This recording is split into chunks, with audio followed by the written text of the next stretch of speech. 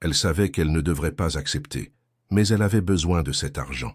Amélie Dubois observait les gouttes de pluie qui glissaient lentement sur la vitre crasseuse du bus qui l'emmenait vers Chamonix. Ses doigts tremblaient légèrement en tenant la lettre froissée dans sa poche. La facture de l'hôpital, 8 000 €. Le montant dansait devant ses yeux comme une sentence, rappelant cruellement l'état de sa mère adoptive, Marguerite, qui luttait contre un cancer dans un lit d'hôpital lyonnais. Le téléphone vibra dans son sac à dos usé. Un message de l'agence de placement. « Mademoiselle Dubois, le client insiste pour que vous arriviez avant 18 h. Soyez ponctuelle, c'est votre dernière chance. » Dernière chance. Ces mots résonnaient en elle comme un écho douloureux. À 30 ans, elle avait l'impression d'avoir épuisé toutes ses opportunités. Licenciée il y a 3 mois de l'hôpital Édouard Herriot pour réduction d'effectifs, elle avait enchaîné les petits contrats. Garde de nuit chez des personnes âgées, soins à domicile pour des patients difficiles, remplacement de dernière minute dans des cliniques débordées. Mais ce contrat était différent. 1 mois complet, bien payé, suffisamment pour couvrir au moins une partie des frais médicaux de Marguerite. Il y avait juste un détail, troublant. Le client avait refusé 4 infirmières avant elle, 4 professionnels expérimentés qui étaient partis au bout de quelques jours seulement. Qu'est-ce qui pouvait bien effrayer des femmes habituées à tout? Le bus cahota sur une route de montagne de plus en plus étroite et Amélie sentit son estomac se nouer. Elle ferma les yeux, essayant de calmer son anxiété grandissante. Les sapins défilaient à travers les vitres embuées, créant un paysage de plus en plus isolé et sauvage. Armand Leblanc, 38 ans, architecte. Accident il y a 6 mois. Mobilité réduite suite à des fractures multiples. Caractère difficile. Les mots de Madame Rousseau, la directrice de l'agence, résonnaient encore dans sa tête. Elle n'avait pas donné plus de détails, mais son regard fuyant en disait long. Le bus s'arrêta dans un petit village perdu, et Amélie fut la seule passagère à descendre. Le chauffeur, un homme au visage buriné, la regarda avec un mélange de curiosité et de compassion. « Vous êtes sûre, mademoiselle? Il n'y a pas grand-chose par ici, surtout en cette saison. »« Oui, merci. J'ai un travail qui m'attend. » Il hocha la tête, mais elle perçut une hésitation dans ses yeux. « Bon courage alors. Et, si vous avez besoin de redescendre, je passe tous les mardis et vendredis à 9 h 30. » Pourquoi avait-elle l'impression que c'était un avertissement? Amélie marcha dans le froid mordant de novembre, traînant sa valise à roulettes sur le chemin de terre gelé. L'adresse qu'on lui avait donnée menait à une propriété isolée, nichée entre les arbres comme un secret bien gardé. Une maison de pierre et de bois, belle mais austère, avec des volets fermés et une cheminée qui ne fumait pas. Elle frappa à la lourde porte en bois, le cœur battant. Pas de réponse. Elle frappa à nouveau plus fort cette fois. « Monsieur Leblanc ? Je suis Amélie Dubois, l'infirmière envoyée par l'agence. » Un silence prolongé, puis enfin, une voix grave et froide qui semblait venir de l'autre côté du monde. « Partez, je n'ai pas demandé d'infirmière. » Amélie posa sa main sur la porte, respirant profondément. Elle pensa à Marguerite, à sa main frêle qui serrait la sienne à l'hôpital, à ses yeux fatigués, mais pleins d'espoir. « Monsieur Leblanc, je ne partirai pas. J'ai parcouru 3 heures de route pour être ici, et j'ai un contrat signé. Soit vous m'ouvrez cette porte, soit j'appelle l'agence pour leur expliquer que vous refusez de respecter vos engagements. » Un long silence, puis le bruit d'une clé dans la serrure, et la porte s'ouvrit lentement. L'homme qui apparut devant elle lui coupa le souffle. Grand, les cheveux bruns ébouriffés, des traits sculptés par la douleur autant que par la beauté naturelle. Mais c'étaient ses yeux qui la frappèrent le plus, d'un bleu profond. Il portait une tristesse si intense qu'elle en eut mal au cœur. Il s'appuyait sur une canne, et elle pouvait voir la tension dans ses épaules, la manière dont il protégeait son côté gauche. « Vous êtes têtu » commenta-t-il d'une voix neutre. « Je suis déterminée » corrigea-t-elle en soutenant son regard. « Il y a une différence. » Pour la première fois, elle crut voir passer quelque chose d'autre dans ses yeux. De la surprise peut-être, ou de l'intérêt. « Entrez » dit-il simplement en s'écartant. « Mais je vous préviens, les autres sont partis. Vous partirez aussi. » Amélie passa le seuil, traînant sa valise derrière elle. L'intérieur était sombre, les rideaux tirés, mais elle pouvait deviner la beauté de la demeure, des poutres apparentes, une cheminée imposante, des meubles de qualité recouverts de poussière. « Pourquoi sont-elles parties » demanda-t-elle en se tournant vers lui. Armand Leblanc la regarda longuement, et elle vit quelque chose de vulnérable passer dans ses yeux avant qu'il ne recompose son masque froid. « Parce que je ne suis pas un patient facile, mademoiselle Dubois, et parce que certaines blessures ne se soignent pas. » Il y eut un silence chargé d'émotion.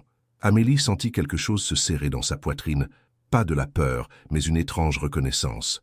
Elle connaissait cette douleur, cette façon de se protéger derrière des murs invisibles. « Peut-être » murmura-t-elle en posant sa valise et en retirant son manteau. Ou peut-être qu'elles ne sont pas restées assez longtemps pour s'en apercevoir. Et pour la première fois depuis des mois, Armand Leblanc ne sut pas quoi répondre. Le silence entre eux était plus lourd que tous les mots qu'ils n'arrivaient pas à prononcer. Amélie suivit Armand à travers le couloir sombre, observant discrètement sa démarche. Il s'appuyait lourdement sur sa canne, mais il y avait quelque chose de fier dans son port de tête, comme s'il refusait de laisser paraître sa vulnérabilité. Les murs étaient recouverts de dessins architecturaux encadrés, des projets magnifiques qui témoignaient d'un talent indéniable. « Voici votre chambre, dit-il en poussant une porte au rez-de-chaussée. La salle de bain est juste à côté. Mes quartiers sont à l'étage. » La pièce était simple mais confortable. Un lit aux draps impeccables, une armoire en pin massif, une fenêtre qui donnait sur la montagne. Quelqu'un avait pris soin de tout préparer pour son arrivée, mais elle remarqua que les rideaux étaient tirés, comme partout ailleurs dans la maison. « Merci. Et vos soins? À quelle heure préférez-vous que nous commencions ?» Armand se raidit visiblement. « Il n'y aura pas de soins, mademoiselle Dubois. Vous êtes ici pour surveiller. Rien de plus. L'agence a insisté pour qu'une infirmière soit présente, mais je n'ai besoin de personne. Surveiller. » Le mot résonna étrangement dans l'esprit d'Amélie. Elle avait déjà rencontré ce type de patients, ceux qui niaient avoir besoin d'aide, qui transformaient leur guérison en bataille d'orgueil. « D'accord, dit-elle simplement. Dans ce cas, pouvez-vous me montrer où se trouvent vos médicaments et vos prescriptions médicales? Pourquoi faire? Pour m'assurer que tout est en ordre. C'est mon travail, monsieur Leblanc. Même si vous n'avez besoin de personne, l'agence m'a engagé pour veiller à votre sécurité. » Il la regarda longuement et elle soutint son regard sans faillir. Il y avait quelque chose de presque enfantin dans sa façon de tester les limites, comme s'il cherchait à confirmer qu'elle partirait comme les autres. « Très bien, suivez-moi. » Ils se dirigèrent vers la cuisine, une pièce spacieuse au carrelage ancien et aux poutres apparentes. Sur le plan de travail s'entassaient des boîtes de médicaments, certaines ouvertes, d'autres encore scellées. Amélie fronça les sourcils en voyant le désordre. « Vous prenez vos antidouleurs de manière régulière. Quand j'en ai besoin? Et quand avez-vous besoin? Toutes les 4 heures? 6 heures? Seulement la nuit ?» Armand sembla agacé par ces questions précises. « Écoutez, je sais gérer ma douleur.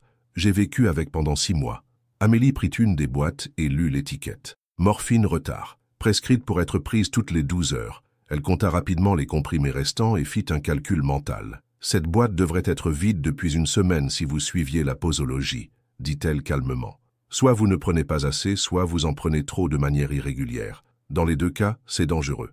Je ne vous ai pas demandé votre avis. » « Non, mais l'agence m'a payé pour le donner. » Il y eut un silence tendu. Armand se dirigea vers la fenêtre de la cuisine, s'appuyant contre le rebord. La lumière de fin d'après-midi éclairait son profil, révélant les lignes de fatigue autour de ses yeux. « Vous voulez savoir pourquoi les autres sont partis ?» demanda-t-il sans se retourner. « Si vous voulez me le dire. » La première était une femme d'une 50aine d'années, très professionnelle. Elle a voulu me faire des exercices de rééducation le premier jour. Je lui ai dit que c'était inutile. Elle a insisté. J'ai refusé de sortir de ma chambre pendant 3 jours. Amélie attendit la suite, mais il semblait perdu dans ses souvenirs. Et les autres? La deuxième était plus jeune. Elle essayait d'être enjouée. Elle ouvrait les rideaux, parlait de la beauté du paysage, préparait des repas équilibrés. Elle m'a dit que l'attitude positive était la moitié de la guérison. Sa voix se durcit. Je lui ai expliqué que certaines choses ne se guérissent pas avec de l'optimisme. Elle est partie le lendemain. Et les 2 autres? L'une est partie après que j'ai refusé de prendre une douche pendant 1 semaine. L'autre, elle a essayé de me convaincre de sortir faire une promenade. Elle disait que l'air frais me ferait du bien. Il se retourna enfin et Amélie vit quelque chose de douloureux dans ses yeux. J'ai été architecte toute ma vie, mademoiselle Dubois. Je concevais des maisons, des immeubles, des espaces où les gens vivaient leurs plus beaux moments. Et maintenant, je ne peux même plus monter l'escalier de ma propre maison sans avoir l'impression que mes jambes vont céder. » La vulnérabilité soudaine dans sa voix toucha Amélie au cœur. Elle comprit alors que sa colère n'était pas dirigée contre les infirmières, mais contre lui-même. « Vous savez ce que je pense ?» dit-elle doucement. « Quoi ? Je pense que vous avez eu raison de renvoyer ces femmes. » Armand la regarda, surpris. « L'optimisme forcé ne guérit personne, continua-t-elle, et personne ne devrait vous obliger à faire semblant d'aller bien quand ce n'est pas le cas. Mais se laisser mourir à petit feu, ça ne guérit personne non plus. » Elle s'approcha de lui, lentement. « Je ne vais pas vous forcer à sourire, monsieur Leblanc. Je ne vais pas ouvrir vos rideaux si vous préférez l'obscurité, mais je vais m'assurer que vous preniez vos médicaments correctement, que vous mangiez des repas décents, et que vous ne finissiez pas aux urgences à cause d'une négligence. Et si je refuse, alors nous nous disputerons, tous les jours s'il le faut, mais je ne partirai pas. Pour la première fois depuis son arrivée, Amélie vit quelque chose qui ressemblait presque à un sourire effleurer les lèvres d'Armand. « Vous êtes vraiment têtu. Et vous êtes vraiment difficile. On va bien s'entendre. » L'horloge de la cuisine sonna 6 heures et Amélie réalisa qu'elle était affamée. « J'imagine que vous n'avez rien prévu pour le dîner. Il y a des boîtes de conserve dans le placard. Parfait. Nous allons commencer par ça. » Et tandis qu'elle fouillait dans les placards, cherchant de quoi préparer un repas décent, Armand resta près de la fenêtre, observant cette femme étrange qui venait de chambouler son monde ordonné de solitude et de douleur. Pour la première fois depuis des mois, il ne savait plus très bien s'il voulait qu'elle parte. Parfois, c'est dans les gestes les plus simples que se cachent les plus grandes révolutions. Le lendemain matin, Amélie fut réveillée par un bruit sourd provenant de l'étage. Elle consulta son téléphone. 5h47. Un second bruit, puis le silence. Elle tendit l'oreille, inquiète. Rien. Elle enfila rapidement sa robe de chambre et monta l'escalier à pas de loup. La porte de la chambre d'Armand était entr'ouverte et elle put voir sa silhouette assise au bord du lit, la tête entre les mains. « Monsieur Leblanc, tout va bien ?» Il sursauta, visiblement embarrassé d'être découvert dans cet état. « J'ai fait tomber ma canne. Et mon verre d'eau. Ce n'est rien. » Amélie poussa doucement la porte. Des éclats de verre jonchèrent le sol, et elle pouvait voir qu'Armand transpirait malgré la fraîcheur matinale. « Vous avez mal ?»« Non, » mentit-il. Mais elle remarqua ses mains qui tremblaient légèrement, la tension dans ses épaules, tous les signes d'une crise de douleur qu'il tentait de masquer. « Quand avez-vous pris vos médicaments pour la dernière fois ?»« Hier soir. »« À quelle heure exactement ?» Il la regarda avec agacement. « Je ne tiens pas de journal intime, mademoiselle Dubois. » Amélie s'approcha, évitant soigneusement les morceaux de verre. « Restez où vous êtes. Je vais nettoyer et vous apporter vos médicaments. »« Je peux me débrouiller ?»« Bien sûr que vous pouvez, mais vous n'allez pas le faire. » Elle redescendit chercher un balai et les comprimés, puis remonta avec un verre d'eau fraîche. Armand n'avait pas bougé, fixant ses mains d'un air sombre. « Tenez » dit-elle en lui tendant les médicaments. Il les prit sans protester cette fois, ce qui confirma ses soupçons sur l'intensité de sa douleur. « Merci » murmura-t-il, après avoir avalé les comprimés. « De rien. » Elle balaya méticuleusement les éclats de verre, consciente qu'il l'observait. Quand elle eut terminé, au lieu de partir, elle s'assit dans le fauteuil près de la fenêtre. « Qu'est-ce que vous faites ?»« J'attends que les médicaments fassent effet. Ça prend environ 20 minutes. Ce n'est pas nécessaire. »« Si, ça l'est. » Un silence s'installa entre eux. Dehors, les premières lueurs de l'aube commençaient à teinter le ciel de rose pâle. Amélie remarqua qu'ici aussi, les rideaux étaient tirés, privant la pièce de cette beauté naturelle. « Pourquoi êtes-vous devenue infirmière ?» demanda soudain Armand. La question la surprit. Elle s'attendait à tout sauf à ça. « Pour aider les gens », répondit-elle simplement. « C'est tout ?» Amélie hésita. Quelque chose dans sa voix l'invitait à la sincérité. « Non, c'est parce que j'ai grandi en sachant ce que c'était d'avoir besoin d'aide et de ne pas l'obtenir. Vos parents? Je n'ai jamais connu mes parents biologiques. J'ai été élevé par Marguerite, ma mère adoptive. Elle m'a recueilli quand j'avais 8 ans, après que plusieurs familles d'accueil aient abandonné. Elle vit quelque chose changer dans le regard d'Armand. Une reconnaissance, peut-être. Marguerite était aide-soignante dans un hospice. Elle rentrait tard, fatiguée, mais elle prenait toujours le temps de s'occuper de moi, de m'expliquer ses journées, ses patients. Elle disait que prendre soin des autres était la plus belle façon de donner du sens à sa vie. Et maintenant, elle est malade. Ce n'était pas une question. Amélie acquiesça. Cancer. Les traitements coûtent cher et elle refuse que je m'endette pour elle. Mais vous le faites quand même. Elle m'a sauvé. C'est à mon tour maintenant. Armand resta silencieux un long moment.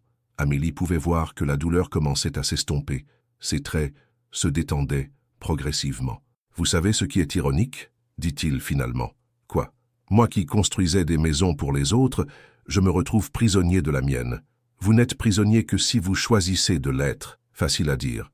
Vous avez raison. C'est facile à dire. Beaucoup plus difficile à faire. » Elle se leva, se dirigeant vers la porte. « Amélie ?» C'était la première fois qu'il l'appelait par son prénom. Elle se retourna. « Merci. Pour tout à l'heure. Il n'y a pas de quoi. C'est normal. » « Non, ce n'est pas normal. Vous auriez pu faire le strict minimum comme je vous l'ai demandé.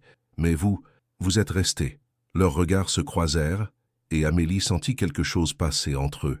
quelque chose de fragile, mais de réel. « Je vais préparer le petit déjeuner, dit-elle doucement. Descendez quand vous vous sentirez prêt. » Et pour la première fois depuis son accident, Armand Leblanc eut hâte que la journée commence. Il y a des moments où le courage se cache dans les gestes les plus ordinaires. 3 jours s'écoulèrent, dans une routine étrange mais apaisante. Amélie avait établi ses propres règles, médicaments à heure fixe, repas équilibrés, et surtout, ne jamais forcer Armand à faire quoi que ce soit. Curieusement, cette approche semblait fonctionner. Il descendait maintenant prendre ses repas sans qu'elle ait besoin de le lui demander. Ce matin-là, en préparant le café, Amélie remarqua qu'il manquait plusieurs ingrédients de base. Plus de pain, plus de lait, et les placards commençaient à se vider dangereusement. « Monsieur Leblanc » appela-t-elle depuis la cuisine. « Il faut que j'aille faire des courses. Avez-vous une liste de ce dont vous avez besoin ?» Armand apparut dans l'encadrement de la porte, s'appuyant sur sa canne. Ses cheveux étaient plus soignés que les jours précédents, et Amélie nota qu'il portait une chemise propre. « Vous pouvez prendre ma carte bancaire. Il y a un petit supermarché au village. Et vous restez seul. Je pense pouvoir survivre 2 heures sans surveillance, » dit-il avec une pointe d'ironie. Amélie hésita. Depuis 3 jours, elle ne l'avait pas quitté plus de quelques minutes. « Bien, mais vous gardez votre téléphone sur vous. Et si vous avez le moindre problème, je vous appelle. Promis. » 1 heure plus tard, Amélie poussait un caddie dans les allées étroites du petit Monoprix du village. Elle choisissait soigneusement chaque produit, pensant au goût qu'Armand avait laissé transparaître. Il aimait le café fort, préférait le pain complet, et elle l'avait vu sourire légèrement devant la confiture d'abricot qu'elle avait servie la veille. À la caisse, la vendeuse, une femme d'une 60aine d'années aux cheveux gris, l'observa avec curiosité. « Vous êtes la nouvelle infirmière d'Armand » demanda-t-elle en français teinté d'accent savoyard. « Oui, comment le savez-vous ?»« Oh, dans un village comme ça, tout se sait. Je suis Françoise, la femme du boulanger. Ça fait plaisir de voir quelqu'un faire ses courses pour lui. » Amélie sentit une pointe de tristesse dans sa voix. Il ne sortait plus depuis son accident. Avant, il venait toujours chercher son pain le matin, on discutait un peu. C'est un bon garçon, vous savez. Il a juste mal vécu ce qui lui est arrivé. Que s'est-il passé exactement? Françoise baissa la voix, regardant autour d'elle par habitude. Accident de voiture en descendant vers Chamonix. Nuit de tempête, en avril dernier. Sa fiancée était avec lui. Le cœur d'Amélie se serra. Elle n'a pas survécu. Armand a passé 2 mois à l'hôpital. Quand il est rentré, il a vendu son cabinet d'architecte à Genève et il s'est enfermé dans cette maison. Plus personne ne le voyait. Amélie encaissa l'information en silence. Tout s'éclairait soudain. Sa colère, son refus de vivre, sa façon de repousser toute aide. Il ne se remettait pas seulement d'un accident. Il se punissait de survivre. Sur le chemin du retour, elle réfléchit à cette révélation. Comment aborder un tel traumatisme? Comment aider quelqu'un qui portait un tel poids de culpabilité? En arrivant devant la maison, elle fut surprise de voir la porte d'entrée grande ouverte. Une bouffée d'angoisse l'envahit. Elle abandonna ses courses sur le perron et se précipita à l'intérieur. « Monsieur Leblanc, Armand ?»« Ici, dans la cuisine. » Sa voix semblait normale. Amélie suivit le son et s'arrêta net sur le seuil. Armand était debout devant l'évier, lavant une pile d'assiettes. La lumière du jour filtrait par la fenêtre qu'il avait ouverte. Et pour la première fois depuis son arrivée, la cuisine baignait dans une douce clarté. « Qu'est-ce que vous faites ?» Il se retourna et elle remarqua qu'il avait l'air presque paisible. « Je me suis dit que je pourrais au moins être utile pendant votre absence. Et puis, j'avais envie de voir le soleil. » C'était un petit geste, presque insignifiant pour n'importe qui d'autre. Mais Amélie comprenait ce qu'il représentait. C'était la première fois qu'Armand faisait quelque chose de constructif, la première fois qu'il laissait entrer la lumière. « C'est très bien, dit-elle doucement. J'ai aussi préparé du thé, si vous en voulez. » Sur la table trônait une théière fumante et 2 tasses. Amélie sentit sa gorge se serrer d'émotion. Avec plaisir, ils s'assirent l'un en face de l'autre, sirotant leur thé en silence. La lumière dorée de l'après-midi dansait sur les murs, transformant la cuisine austère en un lieu chaleureux. « Amélie ?» dit finalement Armand. « Oui, merci de ne pas me poser de questions. » Elle comprit qu'il savait qu'elle savait. D'une manière ou d'une autre, il avait deviné qu'elle avait appris la vérité sur son accident. « Tout le monde a droit à ses secrets, » répondit-elle simplement. « Et tout le monde a droit à son rythme pour les partager. » Exactement. Il hocha la tête et elle vit quelque chose de nouveau dans ses yeux, de la reconnaissance, mais aussi quelque chose qui ressemblait à de l'espoir. « Le thé est délicieux, » dit-elle. « C'est ma grand-mère qui m'a appris à le préparer. Elle disait que le thé parfait demande de la patience et de l'attention, comme beaucoup de choses importantes dans la vie. » Et tandis qu'il continuait à boire en silence, Amélie réalisa que quelque chose avait changé entre eux. Une barrière était tombée, remplacée par une compréhension tacite qui valait tous les maux du monde. Parfois, franchir une porte demande plus de courage que gravir une montagne. Le lendemain soir, Amélie était en train de préparer le dîner quand son téléphone sonna. Le nom de Hôpital Édouard Herriot s'afficha à l'écran et son sang se glaça instantanément. « Allô, mademoiselle Dubois? Ici le docteur Moreau. Il faut que vous veniez. Votre mère a fait un malaise cet après-midi. » Le monde d'Amélie bascula. Elle s'agrippa au plan de travail, les jambes tremblantes. « Comment va-t-elle? » « Stable pour le moment, mais nous devons ajuster son traitement. Pouvez-vous être là demain matin? » « Oui, bien sûr, j'arrive dès que possible. » Elle raccrocha, le cœur battant à tout rompre. Lyon.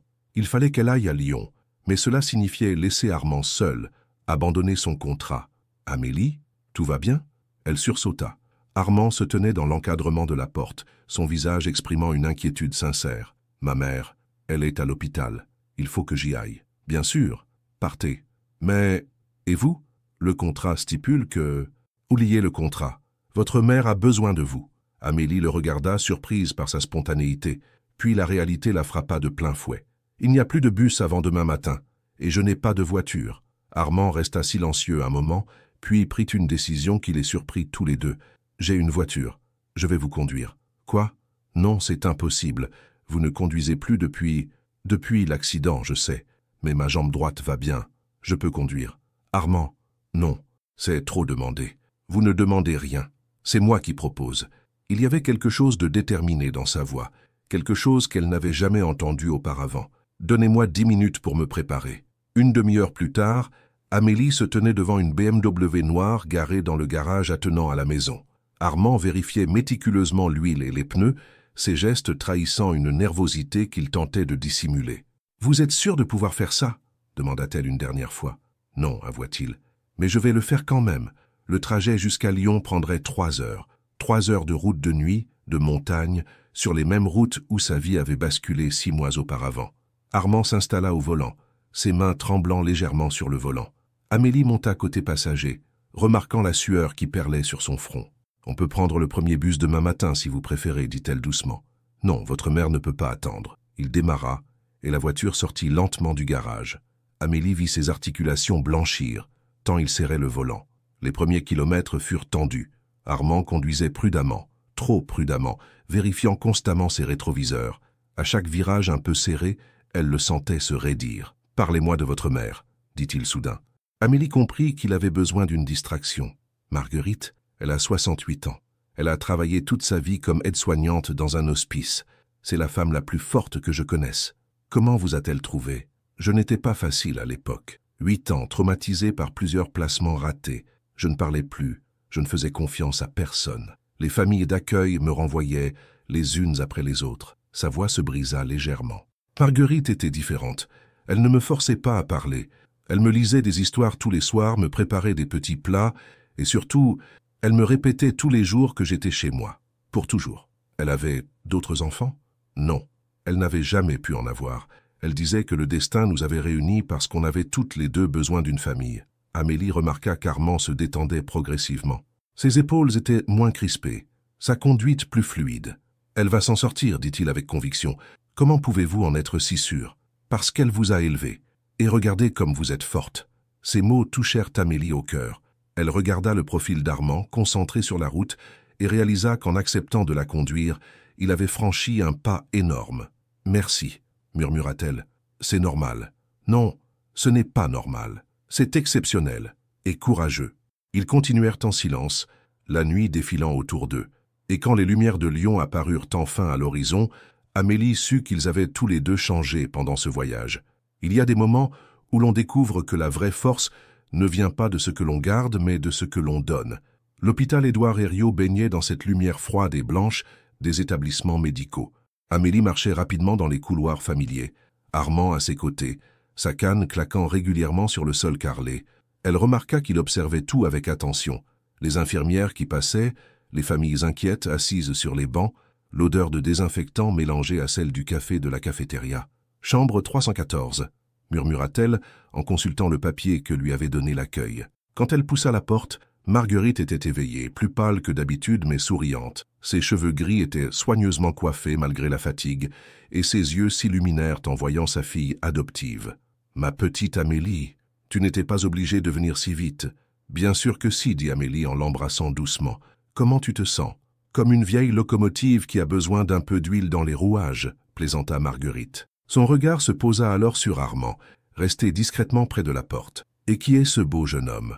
Amélie se retourna, réalisant soudain qu'elle n'avait jamais parlé d'Armand à Marguerite. « Maman, je te présente Armand Leblanc, mon patient actuel. »« Bonjour, madame, » dit Armand en s'approchant. « Amélie m'a beaucoup parlé de vous. » Marguerite étudia Armand avec ce regard perçant qu'Amélie connaissait bien.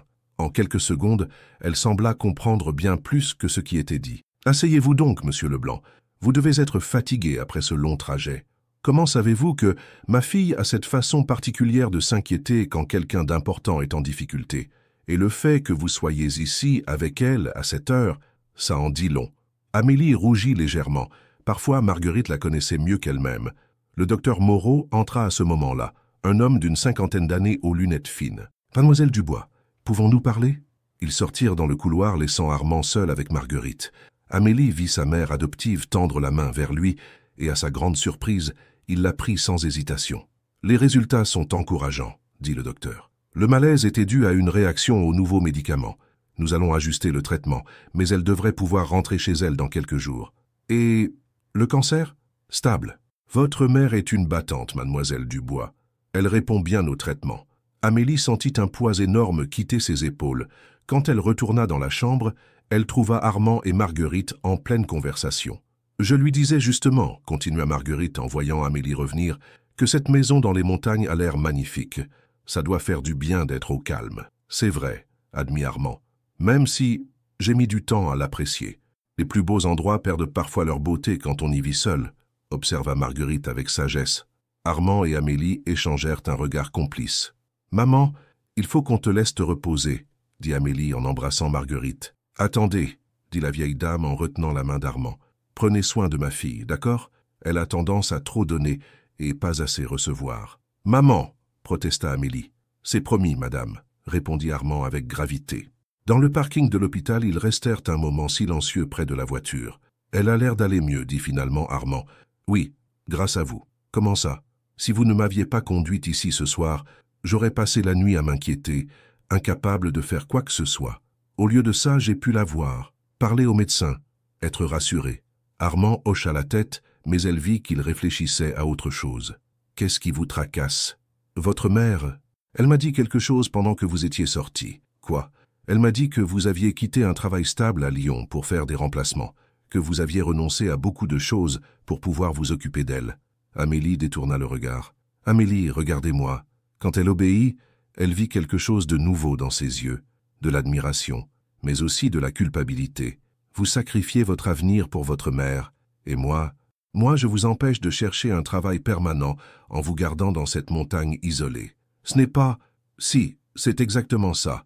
Et maintenant, je comprends pourquoi vous êtes si déterminée à aider les autres, parce que c'est ce qu'on vous a appris. Mais qui s'occupe de vous, Amélie? La question la toucha en plein cœur. Pour la première fois depuis longtemps, quelqu'un s'inquiétait pour elle. « On rentre ?» dit-elle simplement.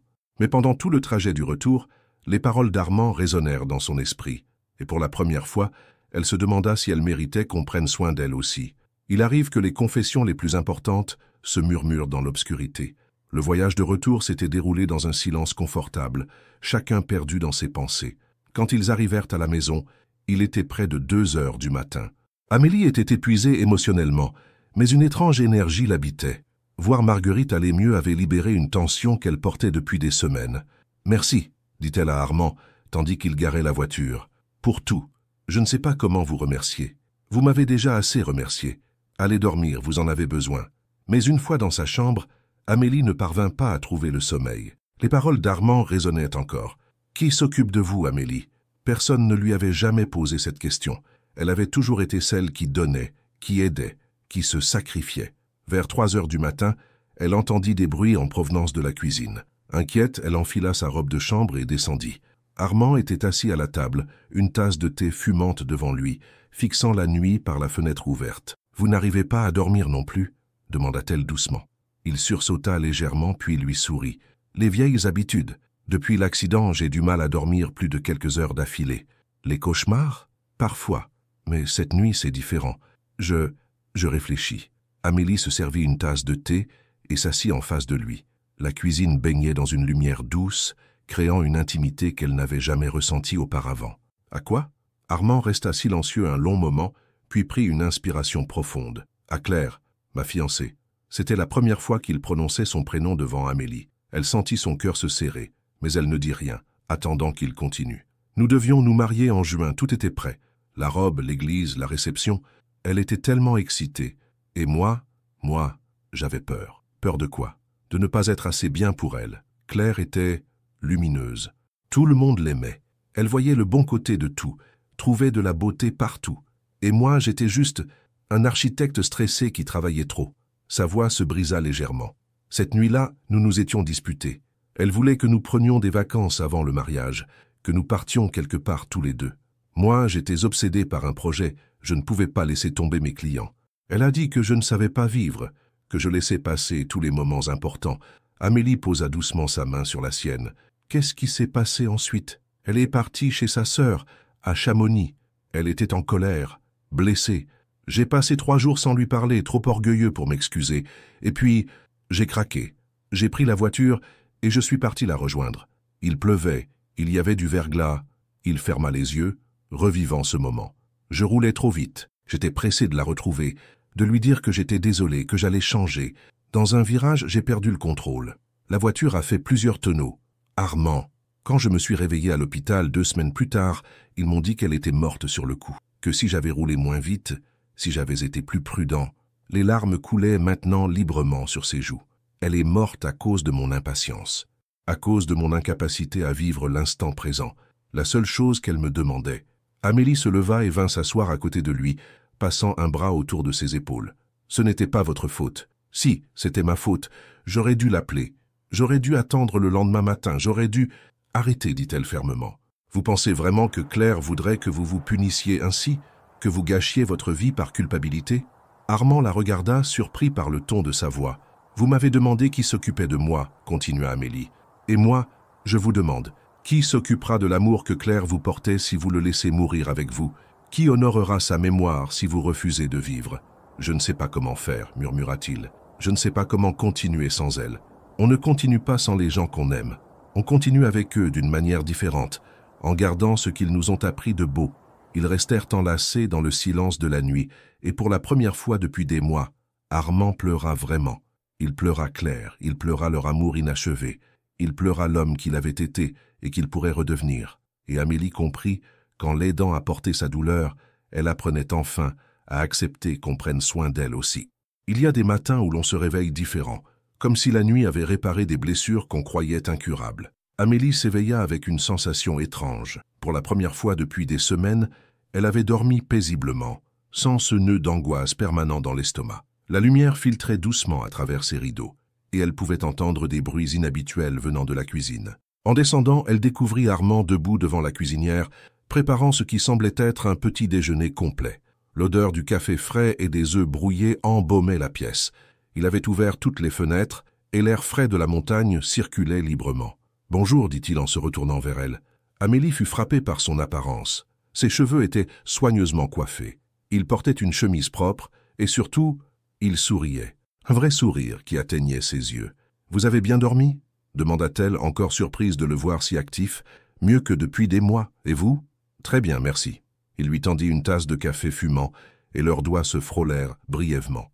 Ni l'un ni l'autre ne retira sa main immédiatement. Armand, à propos d'hier soir, « Merci », dit-il simplement. « Pour la première fois depuis l'accident, j'ai l'impression de pouvoir respirer. » Ils prirent leur petit déjeuner ensemble, et Amélie remarqua qu'Armand semblait différent. Ses gestes étaient plus assurés, sa posture plus droite, comme si un poids énorme avait été retiré de ses épaules. « J'ai quelque chose à vous montrer, » dit-il soudain.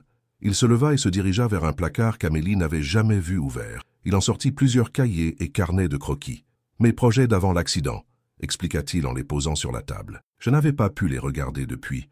Il ouvrit le premier carnet révélant des dessins architecturaux magnifiques, des maisons, des immeubles, mais aussi des projets plus personnels.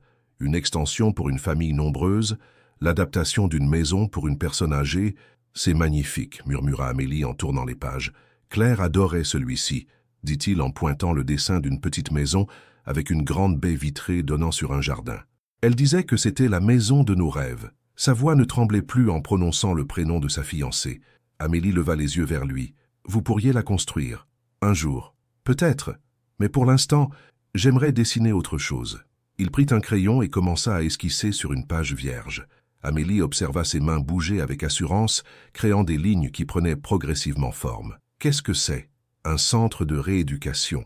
Quelque chose qui ne ressemblerait pas à un hôpital, mais plutôt à une maison, avec de grandes fenêtres, des espaces chaleureux, un jardin thérapeutique. Le croquis prenait forme sous ses yeux, et Amélie réalisa qu'il dessinait avec une passion qu'elle ne lui avait jamais vue. Les gens qui se remettent d'un accident ou d'une maladie ont besoin de beauté autant que de soins, continua-t-il. Ils ont besoin d'espoir. Comme vous, comme nous tous. Le téléphone d'Amélie vibra. Un message de l'hôpital. Marguerite pourra rentrer chez elle demain, tout va bien. Bonne nouvelle? Demanda Armand en voyant son sourire. Ma mère sort demain. C'est merveilleux. Un silence s'installa, mais il n'était pas inconfortable. Amélie regardait Armand terminer son croquis et une évidence la frappa soudain. Dans une semaine, son contrat se terminerait. Elle devrait partir. Armand? Oui. Qu'est-ce qui va se passer? Après? Il leva les yeux de son dessin et elle vit qu'il s'était posé la même question. Je ne sais pas, mais je sais que je ne veux pas que vous partiez. Les mots restèrent suspendus entre eux, lourds de sens et de possibilités. Moi non plus, avoua-t-elle dans un souffle. Armand posa son crayon et se tourna entièrement vers elle. Amélie, je ne peux pas vous promettre que ce sera facile. J'ai encore beaucoup de chemin à faire pour guérir complètement. Mais je sais que depuis que vous êtes là, j'ai envie de me battre. J'ai envie de redevenir l'homme que j'étais. Ou plutôt, de devenir l'homme que je veux être. Et quel homme voulez-vous être? Quelqu'un qui mérite votre amour. Ces mots touchèrent Amélie au plus profond de son cœur. Elle tendit la main vers lui, et il la prit dans les siennes. « Vous le méritez déjà », murmura-t-elle. Et quand il se pencha vers elle, quand leurs lèvres se frôlèrent dans un baiser tendre et hésitant, Amélie sut qu'elle venait de franchir une ligne dont elle ne pourrait jamais revenir. Pour la première fois de sa vie, elle choisissait de rester non pas par obligation, mais par amour. Parfois, le destin frappe à votre porte au moment exact où vous venez de trouver votre chemin. 3 jours s'écoulèrent, comme dans un rêve. Armand et Amélie découvraient leur nouvelle complicité avec une tendresse prudente. Il lui montrait ses projets d'architecture. Elle l'aidait à imaginer les détails de son centre de rééducation. Ils cuisinaient ensemble, se promenaient lentement dans le jardin, et chaque geste semblait porter une promesse d'avenir. C'est dans cette atmosphère de bonheur fragile que le téléphone sonna, un jeudi matin. « Mademoiselle Dubois, ici Madame Rousseau de l'agence de placement. » Amélie sentit immédiatement la tension dans la voix de sa supérieure. « Bonjour madame, tout va bien? J'ai une proposition exceptionnelle pour vous. L'hôpital de la Pitié-Salpêtrière à Paris cherche une infirmière-chef pour leur nouveau service de soins palliatifs. Le poste est permanent, le salaire est de 4 000 € par mois, plus les avantages. » Amélie faillit lâcher le téléphone. 4 000 €. C'était 3 fois ce qu'elle gagnait actuellement. « C'est très intéressant, mais il y a un impératif, » l'interrompit Madame Rousseau. « Ils veulent quelqu'un immédiatement. La prise de poste doit se faire lundi prochain. Je sais que votre contrat avec Monsieur Leblanc se termine vendredi. C'est parfait. Madame Rousseau, je ne sais pas si... Mademoiselle Dubois, écoutez-moi bien. Cette opportunité ne se représentera jamais. La Pitié-Salpêtrière, c'est le sommet de la carrière pour une infirmière. Et avec les dettes médicales de votre mère adoptive, Amélie ferma les yeux. Marguerite, les factures, l'avenir incertain. Puis-je avoir un délai de réflexion? Jusqu'à demain matin, pas plus. Ils ont d'autres candidatures. Quand elle raccrocha, Armand était debout dans l'encadrement de la porte, son visage ayant perdu toute couleur. « Paris » demanda-t-il simplement. « Armand, Vous devez y aller. »« Quoi ? C'est l'opportunité de votre vie. Vous ne pouvez pas la refuser à cause de moi. » Amélie sentit son cœur se briser en voyant la résignation dans ses yeux. En quelques secondes, il avait remis ses murs de protection. « Et si je n'ai pas envie d'y aller? Amélie, soyez réaliste. Qu'est-ce que je peux vous offrir? Une vie isolée dans les montagnes avec un homme qui apprend encore à marcher sans canne? Vous méritez mieux. Ne décidez pas pour moi ce que je mérite. » La colère dans sa voix le surprit. « Vous croyez que je ne sais pas ce que je veux? Vous pensez que je suis resté ici par pitié? Par obligation professionnelle? Non, mais il n'y a pas de « mais », Armand. Je suis resté parce que je vous aime, Et l'amour ne se mesure pas en salaire ou en prestige. Il la regarda ébranlé par sa véhémence. « Et votre mère? Ses soins? Nous trouverons une solution.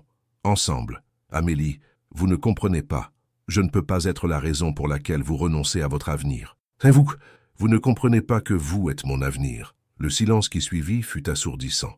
Armand s'approcha d'elle, prit ses mains dans les siennes. « Si vous m'aimez vraiment, alors partez. Comment pouvez-vous me demander ça?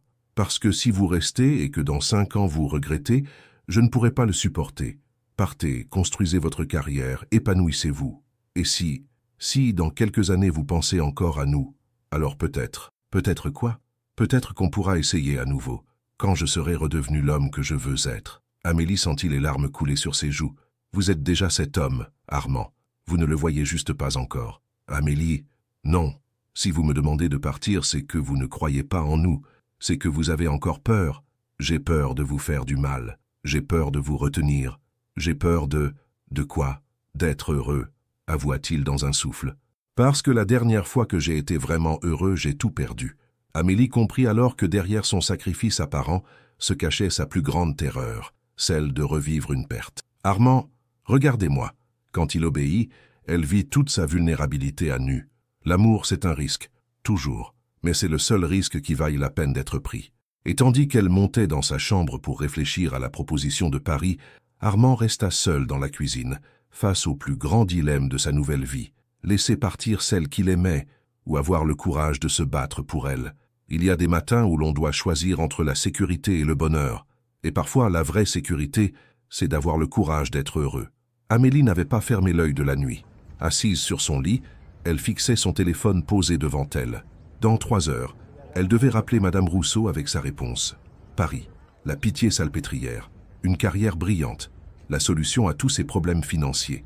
Et pourtant, chaque fois qu'elle imaginait sa vie là-bas, elle ne voyait qu'un grand vide. Un bruit léger à sa porte la fit sursauter. « Amélie, c'est Armand.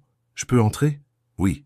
Il apparut dans l'encadrement, vêtu d'un jean et d'un pull marine. Ses cheveux étaient ébouriffés, ses yeux fatigués, mais il y avait quelque chose de déterminé dans son regard. « J'ai passé la nuit à réfléchir, » dit-il en s'asseyant au bord du lit. « Et j'ai réalisé quelque chose. »« Quoi ?» ?»« Que j'étais en train de reproduire exactement la même erreur qu'avec Claire. » Amélie fronça les sourcils. « Je ne comprends pas. Avec Claire, j'avais peur de ne pas être assez bien. Alors je travaillais sans cesse. Je reportais notre bonheur à plus tard. Je trouvais toujours des excuses pour ne pas vivre pleinement notre amour. Et maintenant, sa voix se brisa légèrement.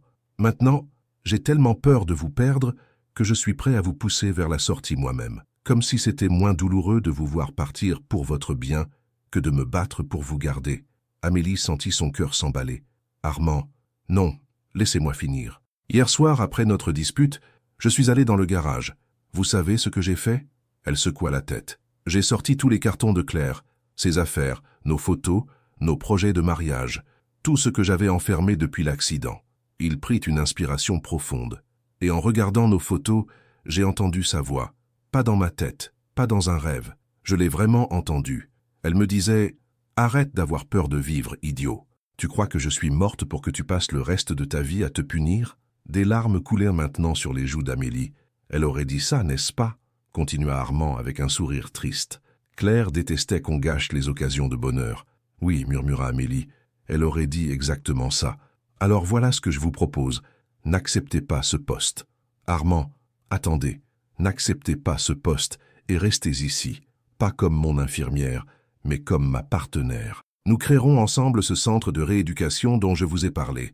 Vous dirigerez l'équipe soignante. Moi, je m'occuperai de la conception et de la construction. » Les yeux d'Amélie s'élargirent de surprise. « Vous êtes sérieux? J'ai déjà appelé mon notaire ce matin. J'ai de l'argent, Amélie. L'assurance de l'accident, la vente de mon cabinet. Assez pour construire quelque chose de beau, quelque chose qui aurait du sens. » Il prit ses mains dans les siennes. « Je ne peux pas vous promettre que ce sera facile. Je ne peux pas vous promettre que je ne ferai jamais de rechute. Mais je peux vous promettre que je me battrai chaque jour pour être l'homme que vous méritez. Et ma mère? Nous nous occuperons d'elle ensemble. Elle pourra même venir vivre ici si elle veut. Cette maison est trop grande pour nous deux. » Amélie le regarda longuement. Dans ses yeux, elle ne voyait plus la peur, mais une détermination qu'elle ne lui avait jamais connue. « Vous me demandez de tout miser sur vous, sur nous. Oui, et je sais que c'est égoïste et risqué et C'est la plus belle proposition qu'on m'ait jamais faite. » Le sourire qui illumina le visage d'Armand fut plus éclatant que tous les soleils de montagne. « Alors ?» Amélie prit son téléphone et composa le numéro de Madame Rousseau. « Madame, c'est Amélie Dubois. Je vous appelle pour décliner votre offre. Non, je ne changerai pas d'avis. Parce que j'ai trouvé quelque chose de plus précieux qu'une carrière. J'ai trouvé ma place. » Quand elle raccrocha, Armand l'embrassa avec une passion qui effaça toutes ses peurs. « Tu es tout ce que j'ai, » murmura-t-il contre ses lèvres. « Non, » répondit-elle en souriant. « Tu es tout ce que je veux. » L'amour véritable ne guérit pas seulement deux cœurs. Il transforme le monde autour d'eux. Le soleil de juin caressait doucement la façade du centre de rééducation Dubois-Leblanc. Une construction harmonieuse de pierre et de verre qui semblait avoir poussé naturellement entre les sapins de Chamonix. Amélie observait par la grande baie vitrée de son bureau les patients qui profitaient du jardin thérapeutique qu'Armand avait conçu avec tant d'amour. Madame Bertrand, 75 ans, réapprenant à marcher après sa fracture du col du fémur, riait aux éclats en jouant aux cartes avec Marguerite sous la tonnelle. Sa mère adoptive, complètement rétablie depuis un an, était devenue l'âme du centre, apportant à chaque patient cette tendresse maternelle qui accélère toutes les guérisons. « Tu rêvasses encore ?» dit une voix familière derrière elle. Amélie se retourna pour voir Armand s'approcher, marchant sans canne depuis 8 mois maintenant. Il portait son casque de chantier et ses plans sous le bras. Ils étaient en train de construire une annexe pour accueillir encore plus de patients. « Je réfléchis, » corrigea-t-elle en l'embrassant tendrement. « Nous avons reçu 15 nouvelles demandes cette semaine. C'est merveilleux et effrayant. » « Effrayant ? Nous allons devoir embaucher 2 infirmières supplémentaires. Tu es sûr que tu peux gérer une équipe si importante ?» Amélie sourit. Il y avait encore parfois dans les yeux d'Armand cette pointe d'inquiétude, ce besoin de s'assurer qu'elle ne regrettait pas son choix. Mais ces moments se faisaient de plus en plus rares. « Tu sais, » dit-elle en ajustant sa bague de fiançailles, un anneau simple en or blanc qu'il lui avait offert 6 mois plus tôt, « parfois je repense à cette offre de Paris. » Le visage d'Armand se crispa légèrement. « Et je me dis que j'aurais pu soigner peut-être 100 patients par an là-bas. Ici, nous en avons déjà aidé plus de 200 à retrouver leur autonomie. Et surtout, elle posa sa main sur son ventre encore plat. Surtout, je n'aurais jamais pu créer la famille dont je rêvais. » Les yeux d'Armand s'emplirent de larmes de joie. Il venait d'apprendre la nouvelle la veille. Amélie était enceinte de 6 semaines. « Tu es sûr que tu veux faire ça ?» demanda-t-il en posant délicatement sa main sur la sienne. « Diriger le centre, élever un enfant ?» « Armand Leblanc, dit-elle en riant, tu vas arrêter de me demander si je suis sûr de mes choix. J'ai 32 ans, je dirige le centre de rééducation le plus innovant des Alpes. J'épouse l'homme de ma vie dans 3 mois, et je porte notre enfant. Je n'ai jamais été aussi sûr de quoi que ce soit de ma vie. » Un coup frappé à la porte les interrompit. Françoise, la femme du boulanger, passa la tête par l'entrebâillement. « Excusez-moi, mais il y a quelqu'un pour vous à l'accueil. Une jeune femme de Lyon. Elle dit qu'elle vient voir l'infirmière qui a changé sa vie. » Amélie et Armand échangèrent un regard perplexe. Ils descendirent ensemble vers l'accueil où une femme d'une 30aine d'années les attendait, tenant la main d'un petit garçon aux cheveux bouclés. « Vous êtes Amélie Dubois ?» demanda-t-elle avec émotion. « Oui, mais je ne pense pas nous connaître. Je suis Céline Moreau. Il y a 2 ans, vous vous occupiez de ma grand-mère à l'hôpital Édouard Herriot. Marguerite Dubois était sa voisine de chambre. » Le visage d'Amélie s'illumina. « Bien sûr. Madame Simone, comment va-t-elle ? Elle est décédée paisiblement l'année dernière, mais avant de partir, elle n'arrêtait pas de parler de vous deux, de votre histoire d'amour, de votre projet. Elle disait que vous lui donniez espoir en l'humanité. » Céline prit une inspiration tremblante. « Mon fils, Théo, a un handicap moteur depuis sa naissance. Quand j'ai lu dans le journal local que vous aviez ouvert ce centre, j'ai su qu'il fallait que je vienne. Grand-mère Simone disait que les anges existent, qu'ils portent parfois des blouses d'infirmière. » Amélie sentit sa gorge se serrer d'émotion. Elle s'agenouilla devant le petit Théo qui la regardait avec des yeux brillants de curiosité. « Bonjour Théo, tu veux visiter notre jardin ? Il y a un parcours spécialement conçu pour s'amuser en travaillant ses muscles. » Le petit garçon hocha énergiquement la tête. Plus tard, en regardant Théo jouer avec les autres enfants, sous le regard attendri de sa mère, Armand passa son bras autour des épaules d'Amélie. « Tu sais ce que m'a dit Claire dans mon rêve, il y a 2 ans ? » « Non, quoi ? Elle m'a dit... Ton bonheur ne sera complet que quand tu auras donné aux autres la chance de connaître le même miracle. » Amélie leva les yeux vers lui. « Et maintenant ? Maintenant, je pense qu'elle avait raison. Nous n'avons pas seulement guéri nos cœurs, Amélie. Nous avons créé un endroit où d'autres peuvent guérir les leurs. » Tandis que le soleil se couchait derrière les montagnes, projetant une lumière dorée sur le centre qui était devenu leur œuvre commune, Amélie posa sa tête contre l'épaule d'Armand. « Tu crois qu'elle nous voit ?» demanda-t-elle doucement. « Qui? Claire ?»« Oui. » Armand sourit, observant Marguerite qui racontait une histoire aux enfants, Théo qui riait en tentant ses premiers pas sur le parcours adapté, Céline qui pleurait de joie en voyant son fils s'épanouir. J'en suis certain, et je pense qu'elle sourit, car parfois les plus belles histoires d'amour ne se terminent pas par « ils vécurent heureux », elles se terminent par « ils rendirent les autres heureux ». Avez-vous le courage d'aimer quelqu'un qui a abandonné tout espoir? Et si ce courage pouvait transformer non seulement votre vie, mais celle de centaines d'autres personnes? Votre participation sur la chaîne est très importante. Merci de laisser votre avis dans les commentaires. Merci d'avoir regardé. Vos réactions sont très importantes pour notre travail. Laissez-nous un commentaire pour nous dire ce que vous pensez et d'où vous regardez. N'oubliez pas de vous abonner à la chaîne et d'activer les notifications pour ne rien manquer. Votre participation est très importante pour la poursuite de notre travail, alors partagez-la avec ceux qui aimeront cette histoire.